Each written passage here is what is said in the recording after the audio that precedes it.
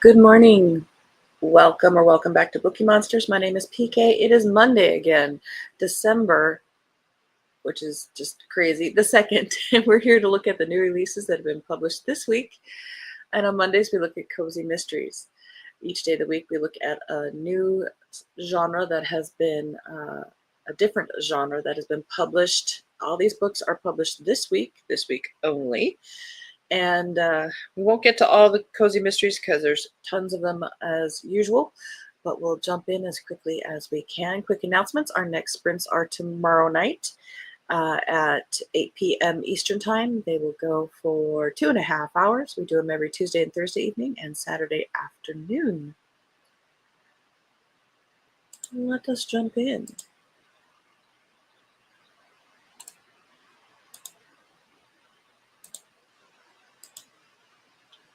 The Secret of the Three Fates, a Ruby Vaughn mystery, second in that series, by Jess Armstrong. American heiress Ruby Vaughn still hasn't entirely forgiven her octogenarian employer and housemate Mr. Owen for bringing the occult into their lives during her recent trip to Cornwall. Cornwall, it's already there. He claims that their journey to Manhurst Castle in the Scottish borders is simply to appraise and acquire illuminated manuscripts for their rare bookshop. However, when Ruby discovers there are no manuscripts and receives news of a seance to be held that very night, she begins to grow suspicious about the true reason why they have come.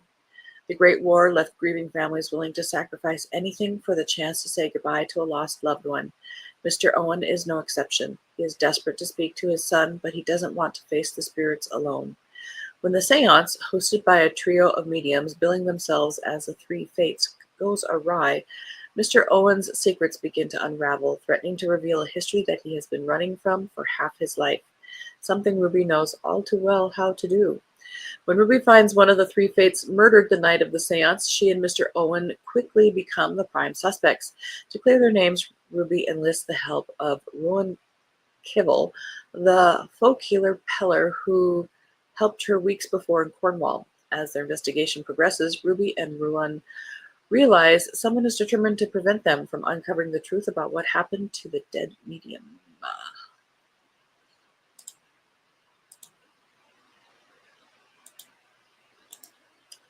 Alice Clare has a new one. Chrysanthemum Tiger. Good morning, Kim. How you doing? How was the weekend?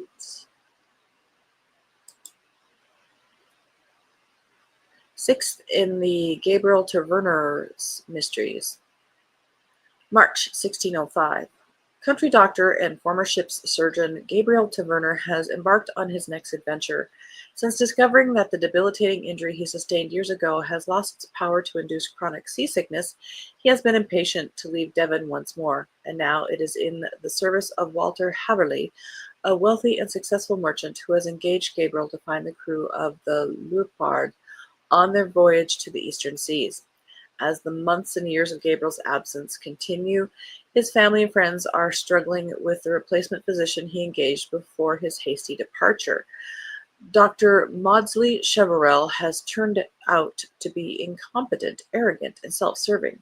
When one morning his dead body is found in a ditch, it seems that nobody will mourn him or regret his untimely death.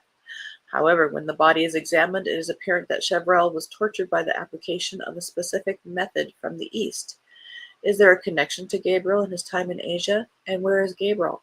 Why has the quiet peace of England's Taffy Valley been disrupted by a sinister plot? And most crucially, will everyone come out of it alive?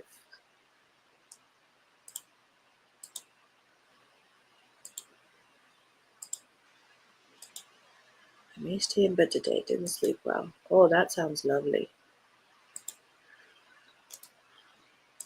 I was thinking another day off would be nice. Alas, it is not to be.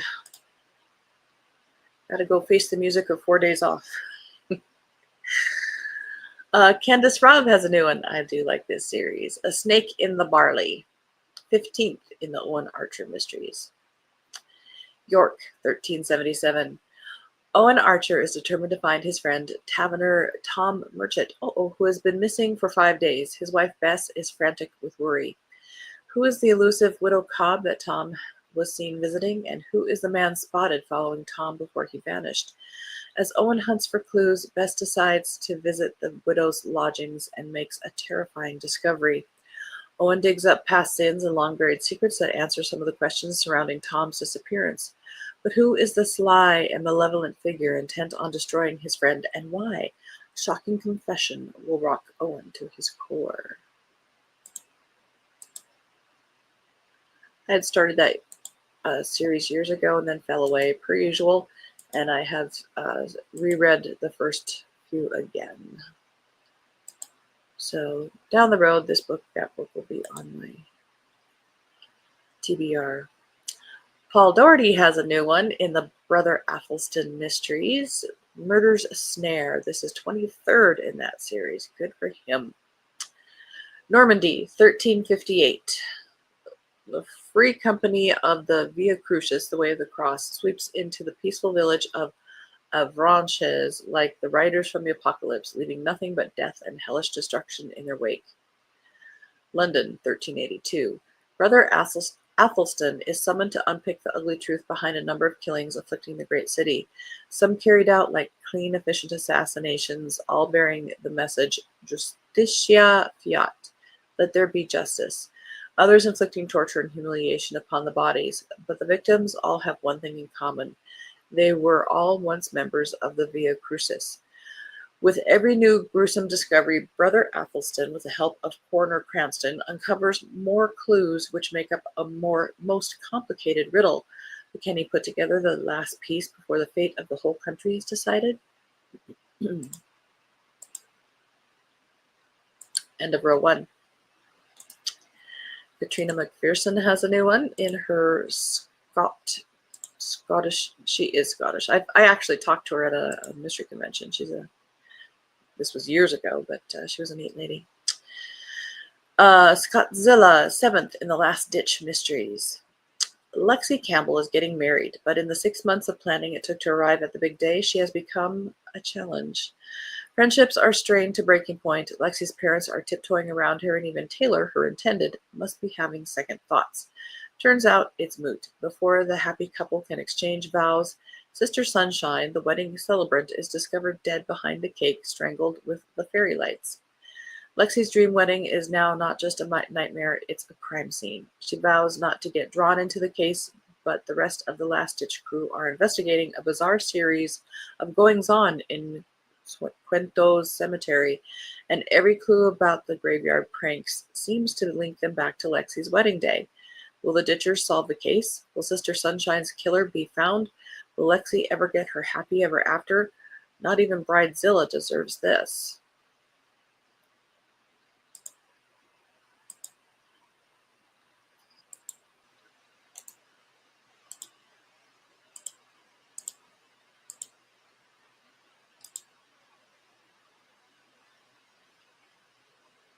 I was thinking about that, Kim. Kim needs to refill my eye drops today, surgery tomorrow on the second eye. I was thinking that was coming up sometime in the first week of December. Canines and Candy Canes by Faith Walker. December in Cottageville should be filled with holiday cheer, but for dog groomer Sarah Carter, it's anything but merry. When a tragic accident involving an out-of-control big rig crashes into the Cottageville library, leaving her friend and love interest Jared Green injured, Sarah's peaceful holiday season takes a gut-wrenching turn. While tending to Jared's recovery and keeping her dog grooming business, Carter's canine coiffure, afloat, Sarah and her loyal Australian cattle dog Whiskey find themselves caught up in two unsettling mysteries. After a new-in-town candy pop-up shop owner is attacked, Sarah and Whiskey are determined to sniff out the truth and track down the culprit. But just as they begin unraveling the case, Sarah starts receiving anonymous threats, disturbing letters, and packages that hint at a danger lurking closer than she realizes. As Sarah juggles solving crimes, running her shop, and helping Jared heal and deal with life, she'll have to rely on her sharp instincts, her trusty sidekick Whiskey, and her assistant Emily Colt, and the support of her tight-knit town. Will Sarah discover who's behind the disturbing things going on in Cottageville before it's too late? Or will her Christmas spirit be overshadowed by a sinister plot?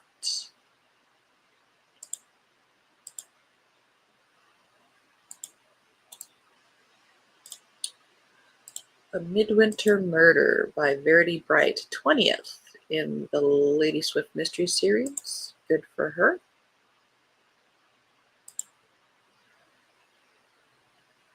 Winter 1924. When Eleanor Swift unexpectedly finds herself a guest of the reclusive Duke of Aldwych, she's determined to enjoy Christmas with all the trimmings at his sprawling manor house, and that includes kisses under the mistletoe and cozying up by the fire with her fiancé, dashing detective Hugh Selden. Instead, the season of goodwill turns frosty as she finds the Duke's studious secretary, Mr. Porritt, dead in the storeroom. Clasped in his chilly hand is a golden pendant in the shape of a rose. The Duke denies ever having seen the necklace before, but Eleanor can see the lies in his eyes. Did it belong to his mysteriously absent wife? Hugh and Eleanor must ditch relaxing with hot cocoa in favor of interviewing the Duke's holiday guests. Every suspect has a secret they'll kill to keep. The socialite with the false name, the Sir with a questionable inheritance, and the husband hiding a crack in his marriage. As the blizzard outside rages, Aldwych Hall becomes cut off. Trapped by the snow, Eleanor and Hugh must skate around the increasingly secretive Duke to unwrap the identity of the killer. But does the answer to the Duke's secretary's murder lie in the ghost of Christmas past? And when an attempt is made on the Duke's life too, they realize the killer is closer than they think.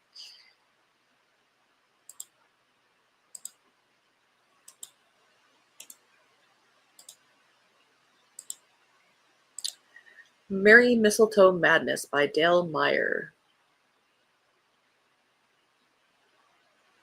Why is this a large print hardcover?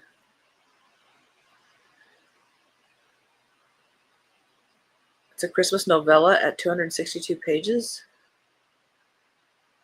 Can Christmas get any crazier? That's what I was thinking. A new case for Mac, and lucky for Doreen, she finds a cold case connected to it, making her year end on a high note.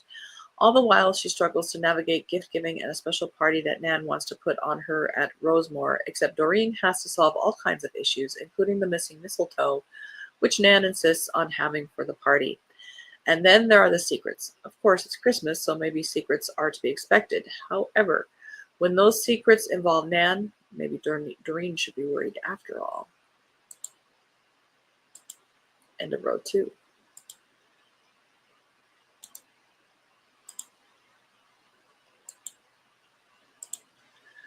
Cottage at Gooseberry Bay by Kathy Daly. 17th in the Cottage on Gooseberry Bay series. Get past the blurbage. Ainsley Holloway had come to Gooseberry Bay to find answers about her past. She'd come to find an explanation for the dreams that haunted her after the death of the cop who'd both rescued and raised her. And she'd come to identify the family she couldn't remember but knew in her heart she'd once belonged to. Ainsley hoped that by finding these answers, she'd also find healing. She hoped that once she'd resurrected the memories buried deep in her mind, she'd find peace. It was more brokerage. In book 17 of the series, Ainsley is hired to put a stop to the plans recently announced by the local Scrooge to evict 12 families from the apartment building he owns just 2 weeks before Christmas. Meanwhile, Adam and Archie are working hard preparing for the annual winter ball. Remy finds the new deputy in town too captivating to ignore. Parker has been assigned her first big story since making the move to the Seattle News, and Bexley has a truckload of puppies to place with foster families so they don't have to spend Christmas behind bars.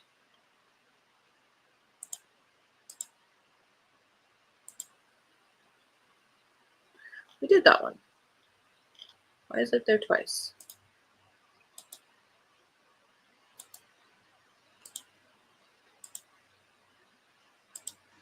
Sleigh Bells Ring, book 18 in the Kiki Lowenstein mystery series by Joanna Campbell Slan. This Christmas, shop owner Kiki Lowenstein has more than holiday crafts on her mind. As she juggles family responsibility, her thriving business, and preparations for her famous holiday crafting extravaganza, a series of mysterious burglaries plagues their quiet town of Webster Groves, a St. Louis suburb. Kiki soon finds herself drawn into a sinister plot that goes far beyond stolen jewelry. With the help of her loyal Great Dane Gracie, her intuitive employees Nona, and a cast of colorful local characters, Kiki must unravel a web of deceit that threatens to unravel the very fabric of her community. As Christmas Eve approaches, the stakes rise higher than ever when Kiki makes a shocking discovery that could endanger not just her family, but countless innocent lives. Can Kiki solve the mystery, keep her family together, and still spread holiday cheer, or will this be the year that everything falls apart?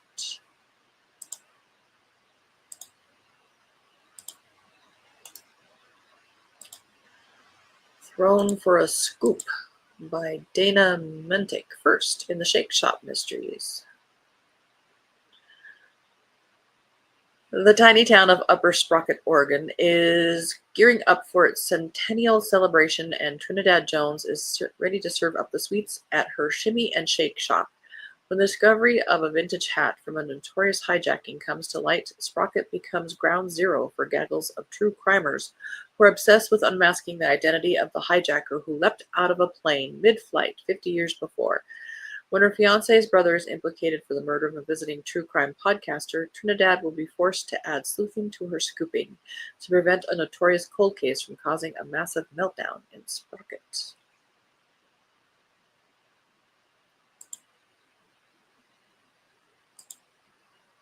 End row 3.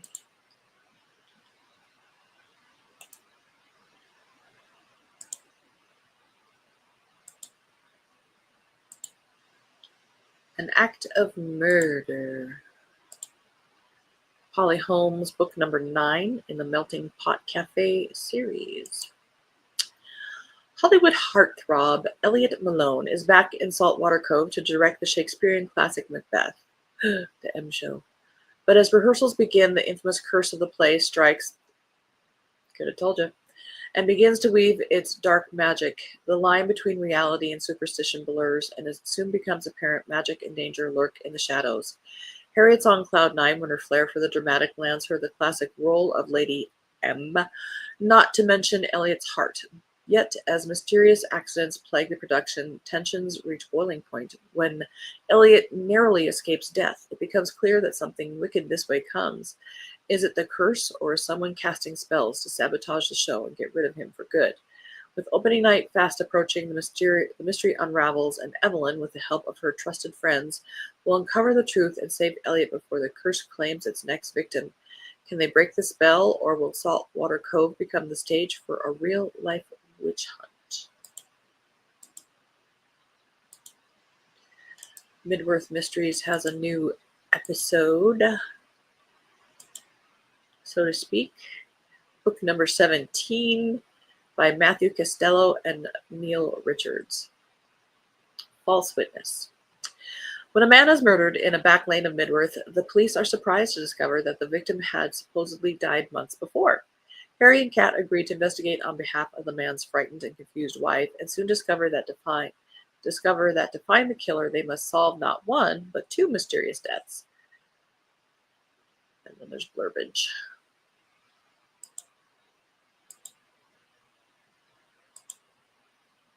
A Deathbed of Roses by Ginny Alexander, 4th in the Jess O'Malley Mysteries. And it's all in bold. In Ballyfortnum, the Tidy Village contest is causing chaos. In the close-knit Irish village of Ballyfortnum, it's judging day for the Tidy Village contest. Ballyfortnum's blooming, and Jess O'Malley is ready to welcome the judges, but one's been taken ill, and the replacement's from a rival village. Before Jess and her friends can process this, there's a bigger mess to clear up. Someone's vandalized the village, but at least they don't have a body on their hands. Or do they? One of the gardeners turns up on a bed of roses, but is he the victim of the vandal? Jess thinks there could be connection between the sick judge and the body in the backyard, and she's determined to find the link. Ballyfortnum's chance at best-kept village may be slipping away, but is the new judge holding the best-kept secret?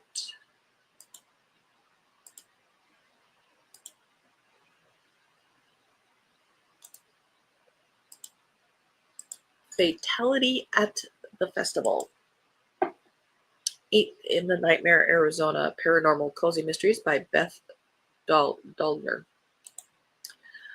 Olivia Kendrick is excited about Nightmare's annual Arts and Crafts Festival until a vendor winds up dead inside his food truck.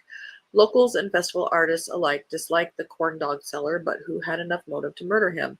The supernatural community at Nightmare Sanctuary Haunted House must pull together to gather clues, from a siren on a spy mission to witches with connections. Even Felipe the Chupacabra is sniffing for clues. As Olivia gets closer to the truth about the murder, she also gets a cryptic clue about the whereabouts of Damien Shackelford's missing father, Baxter. Nightmare's favorite amateur sleuth and her paranormal friends must put the pieces together before it's too late. End of that row. Murder with a Hint of Peppermint by Laura M. Drake, second in the Whisper Hollow Mysteries. With her bookstore safe from closing and her name cleared of murder charges, Harper Coleman is ready to shelve her problems until her cheating ex-fiancé comes to town. When he refuses to accept Harper is over him, Sebastian steps in as her temporary Mr. Right to prove her ex wrong. After another suspicious death occurs in Whisper Hollow, Harper and Sebastian's seemingly innocent lie becomes their alibi, and they have to fake a relationship or face murder charges. Now they're stuck with their charade until they find the murderer. Strangely enough, convincing the town gossips of their love story proves easier than uncovering clues. As the danger increases, Sebastian takes the protective boyfriend act to the next level, leaving Harper struggling to determine truth from fiction, both with his feelings and hers. Can Harper learn to trust another man with her heart and her life? That is all we have time for today. Everybody remember where we parked? Sprints on Tiffany's channel, I think she said starting around 6:45. Gotcha. All right. Well, our next sprints are tomorrow night at 8 p.m. Eastern. I get here as quickly as I can after work. Tonight, I do have Chapter 2 in our Advent calendar read. If you've missed the prologue and Chapter 1, it is on the alternate channel Tales for Bookeemonsters. If you want to get caught up. And I'll be doing Chapter 2 tonight at 9 p.m. Eastern. Takes about a half hour to read, from gauging from yesterday, if you want to have a nice bedtime story with a touch of murder. Tomorrow we'll be looking at mysteries and thrillers and probably some more of the cozy mysteries. Hope you guys have a very good Monday and a very good reading day. And Kim, enjoy your day in bed. And as the banner says here, don't be a bookworm, be a bookie monster. Nom nom nom. Have a good day. God bless.